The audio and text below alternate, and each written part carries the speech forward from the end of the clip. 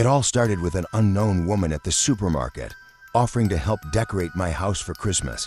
I thought it was just a kind gesture, until I realized she didn't have good intentions and perhaps wasn't even entirely human.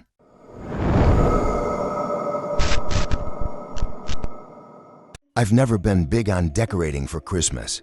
When I was a kid, my mom would insist on setting up a huge tree with twinkling lights and ornaments she had been collecting since before I was born. But after she passed away, I sort of lost the habit. That particular year, it was 2021, and I was living alone in a small town in Massachusetts. The winter was already harsh, with snow piling up on the sidewalks and neighbors competing to see who could have the most extravagant decorations. I felt out of place in that scene, with my house being one of the few without lights on the facade. I was at the local supermarket, looking for ingredients for a simple dinner, when a woman approached me in the canned goods aisle. She looked to be in her early 40s, with blonde hair tied up in a slightly messy bun and a red coat that seemed straight out of a Christmas costume.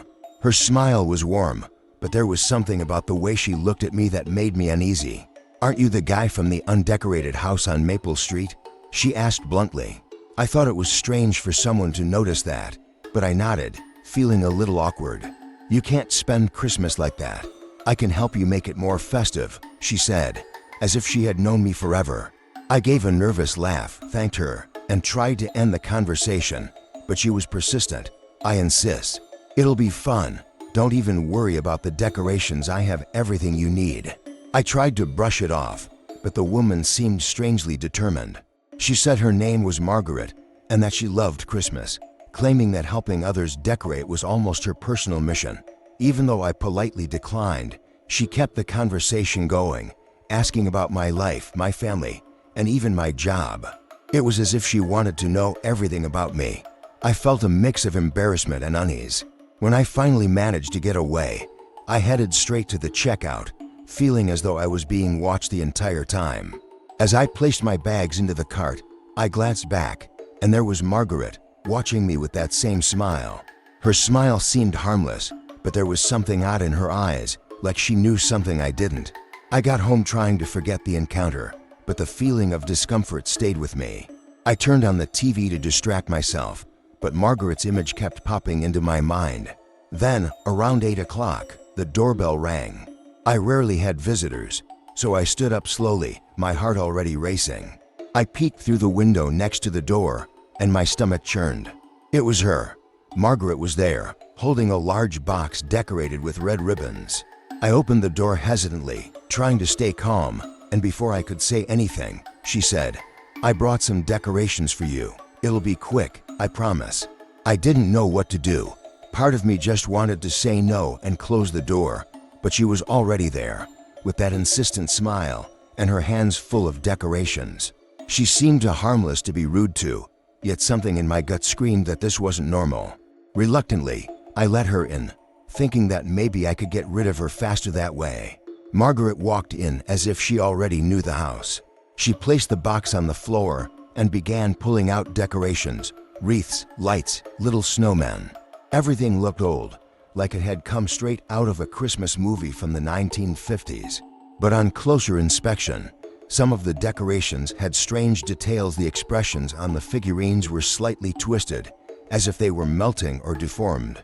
As she arranged the decorations, she started talking about how much she loved Christmas and how helping people bring the Christmas spirit was the best part of her life.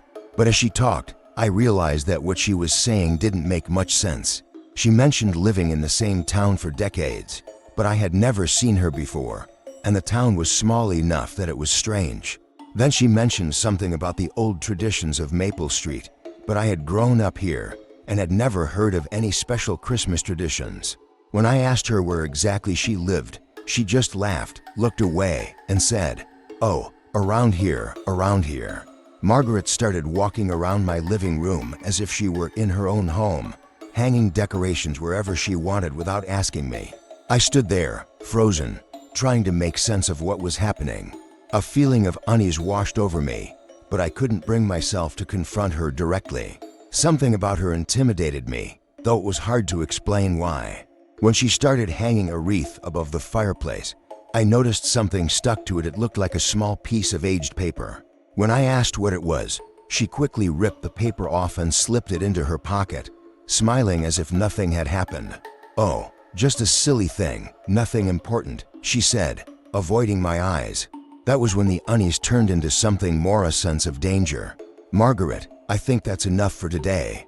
Thank you for your help, but I think I'll finish the rest on my own," I said, trying to sound firm but not rude.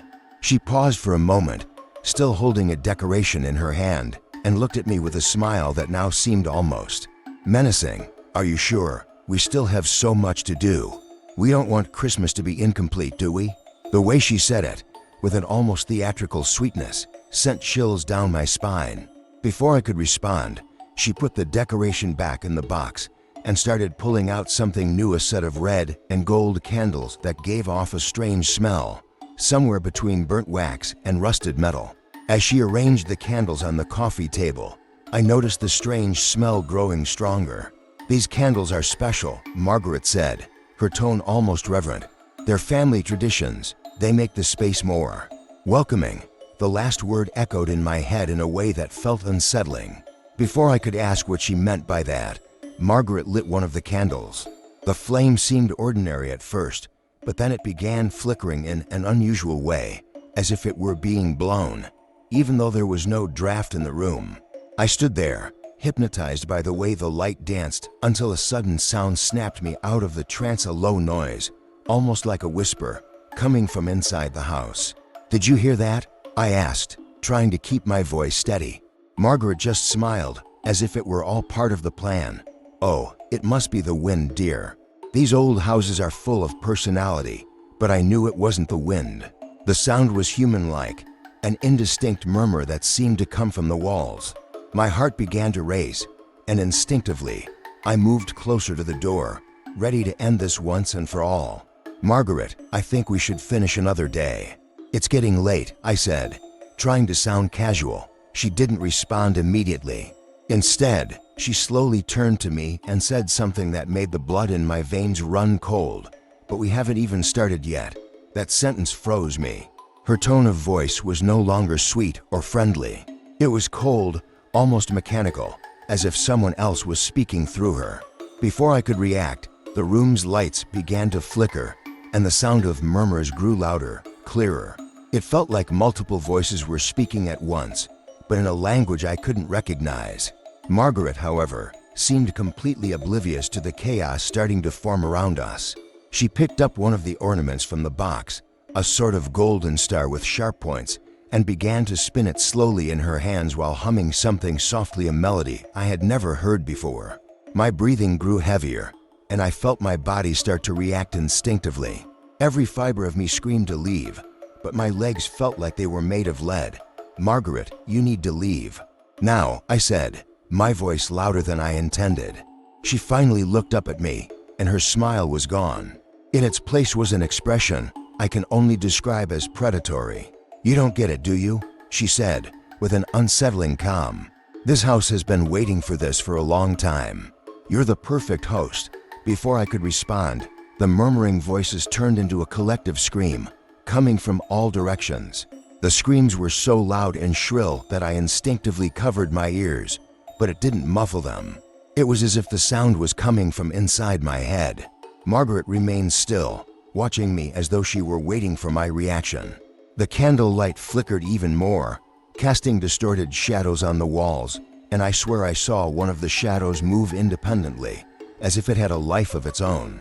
My vision blurred for a moment, and I felt a growing pressure in my head, as if something or someone was trying to force its way into my mind. "What do you want?" I shouted, desperation taking over. Margaret tilted her head to the side, as if she found my question amusing. "I already told you. I'm here to help. But help isn't always what people expect." She crouched down and picked up another ornament from the box, this time a glass ball with something strange inside. It looked like a kind of red liquid that moved in an unnatural way, almost as if it were alive. She held it up to the light, and for an instant, the entire room was bathed in a reddish glow. At that moment, the floor seemed to tremble slightly, as if something was moving just beneath the house. It was such a subtle tremor that it might have been ignored under other circumstances, but in this situation, it was impossible not to notice. I didn't wait to see what else she might do. With a surge of courage, I ran to the door and opened it, feeling the cold night wind rush into the room. "Margaret, get out of my house." Now, she finally dropped the ornaments and stood up slowly, as if she wasn't in any hurry. The smile returned to her face, but now it was different. It was no longer warm, but cold, almost mocking. "All right, dear, if that's what you prefer, double quotes." She walked toward the door, but before crossing the threshold, she turned to me and said, in a calm tone filled with implication, "Christmas isn't over yet." The moment she crossed the door, I slammed it shut and locked it immediately, pressing my back against it as I tried to catch my breath. My mind was in chaos, struggling to make sense of what had just happened. The murmurs had stopped, but the house still felt wrong. The air was heavy, as if something invisible was still there. I looked at the living room and saw that Margaret had left the ornament box behind. Instinct told me to throw it away, but something deeper, almost primal, kept me from touching it. It was as if the box emanated a presence of its own, something I didn't want or couldn't face. I went upstairs to my bedroom, trying to convince myself that it was over. I turned on every light in the house and left the TV blaring at full volume, as if that could dispel the oppressive silence that settled after she left. But around midnight, as I tried to force my body to sleep, I heard a noise coming from downstairs. It was slow and deliberate, like something heavy being dragged across the floor. My heart raced, and I grabbed the baseball bat I kept under the bed, something I never thought I'd actually need to use. As I descended the stairs, each step seemed to echo louder than usual, and the feeling of being watched grew stronger with every step. When I reached the living room, the sight made my stomach churn. The ornament box was open, and the items that had been inside were now carefully arranged throughout the room. The candles had been placed back on the table, and the glass ball was hanging from the Christmas tree I hadn't even decorated. But what froze me in place was what I saw on the mantelpiece. On the garland Margaret had left, the small piece of paper she had hidden earlier was back, tucked between the branches. As I approached it, hesitant, I noticed something was written on it. It was a single sentence, scrawled in dark, crooked letters that seemed to be written with something thicker than ink. Asterisk, the host always returns. Asterisk. I couldn't take my eyes off that sentence. The paper seemed to throb in my hands, as if it were alive. My mind was racing. Who was Margaret? What did she mean by the host always returns? And most importantly, how had the ornaments scattered themselves throughout the house? That's when I began to hear the murmurs again, softer this time, but still present. They weren't coming from the walls but from the Christmas tree. The lights flickered erratically, and the red glow of the glass ball seemed to radiate an aura that illuminated the entire room with an almost surreal intensity. It was then that I noticed the shadows cast by the tree's lights weren't mine or the furniture's. They had distinct, human-like shapes, but they were distorted. Fear hit me like a punch, but at the same time, something inside me told me that running wasn't an option. I carefully picked up the glass ball from the tree, trying to ignore the strange warmth it emitted. The liquid inside seemed to react to my touch, swirling and forming patterns that almost resembled symbols. My first instinct was to smash it against the ground, but before I could, I heard laughter. It was low, almost a whisper, but clear enough to freeze me in place. Asterisk, you shouldn't have touched that. Asterisk, the voice said. It was Margaret's voice, but she wasn't there. At least, not physically. The sound came from everywhere and nowhere at once. I dropped the glass ball to the floor, and oddly, it didn't break. The liquid inside began to boil, and the murmurs turned into screams again. The lights started flickering more rapidly, and the pressure in the room became unbearable. It felt as if the house itself was alive, pulsing with a dark energy that seemed to creep closer and closer to me. I did the only thing I could think of at that moment. I ran to the kitchen, grabbed a blanket, wrapped the ornament box in it, and threw the whole thing outside, into the snow beyond the house. When I threw the box into the snow, it was as if the weight of the air around me suddenly lightened. The silence that followed was almost deafening. The lights in the room stopped flickering, and the murmurs ceased. For a moment, I stood at the door, staring at the snow-covered box, waiting for something to happen. My heart was still racing, and my hands trembled so much that I could barely lock the door. I went back inside and sat on the couch, trying to catch my breath. For the first time that night, the house felt normal again. But I knew it wasn't over. The mere fact that Margaret had appeared in my life was already a sign that this wasn't something that could be resolved so easily. The next day, I got up early and went straight outside. The box was still there, covered by a thin layer of ice. I decided I needed to get rid of it for good. I grabbed my car and drove to a forest on the outskirts of town. I didn't have a clear plan. I just knew I had to get those ornaments as far away from me as possible. I stuffed the box into the trunk, and the entire drive, I felt like something was watching me. When I reached the forest, I buried the box as deep as I could in the frozen ground. As I covered the hole with dirt, I felt a sense of relief, but also a void, as if something was waiting to come back. In the weeks that followed, I tried to return to my routine, but some things never went back to normal. Sometimes, I still catch that strange smell of those candles in the house, even though I've never lit anything like them again. Occasionally, I find small objects, like a red ribbon or a fragment of glass, in places where there shouldn't be anything. And on Christmas night, while the entire town seemed wrapped in lights and festivities, I heard a sound coming from downstairs. It was faint, almost imperceptible, but I knew what it was. A murmur, just like that night. I didn't go down to check. To this day, I don't know if it was my imagination or something that never really left me.